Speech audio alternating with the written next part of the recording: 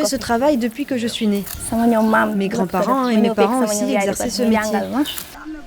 Amborine, c'est l'habitude. Pour travailler, les femmes se retrouvent dans une cour, à l'ombre d'un manguier. Et dans ce village du nord-ouest du Sénégal, le travail est tout trouvé, la fabrication de paniers artisanaux. Une tradition des villages Wolof qui se passe de mère en fille. Je fais ce travail depuis que je suis née. Mes grands-parents et mes parents aussi exerçaient ce métier. Ma mère m'a très tôt initiée à la fabrication des paniers et même quand je suis venue ici, chez mon mari, j'ai continué à le faire et à les vendre au niveau du marché de Ngaï.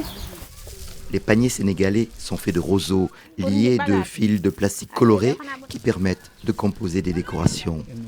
Mais les matières premières sont chères et le prix de vente des paniers très faible pour les villageoises qui travaillent dur. Une injustice quand ceux-ci peuvent se vendre des centaines d'euros dans des boutiques de décoration à l'étranger. C'est ceux qui viennent acheter en gros les paniers qui en profitent beaucoup plus que nous. Et c'est ça que nous déplorons. Ils nous les prennent à un prix dérisoire qui ne nous permet même pas de couvrir nos coûts. Nous travaillons à perte. Kadi et les autres souhaiteraient plus d'aide des autorités pour défendre cet artisanat et aider les femmes à vivre de ce travail. D'autant que sur les marchés internationaux, les paniers sénégalais doivent affronter la concurrence de copies faites en Asie du Sud-Est, particulièrement au Vietnam. En attendant une intervention des pouvoirs publics, les tresseuses se sont trouvées une alliée, Fatima Job.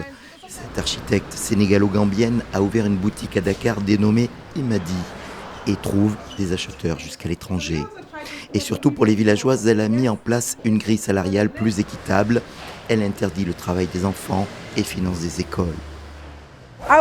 J'aimerais que le Sénégal bénéficie de ce dont le Ghana a récemment bénéficié pour le tissu Kente.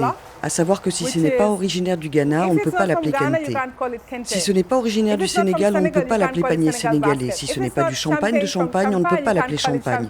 J'aimerais avoir une appellation contrôlée afin que les paniers sénégalais soient bien originaires du Sénégal.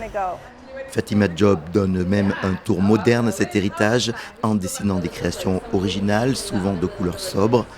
De quoi séduire un nouveau public et perpétuer le savoir-faire des tresseuses de paniers des villages sénégalais.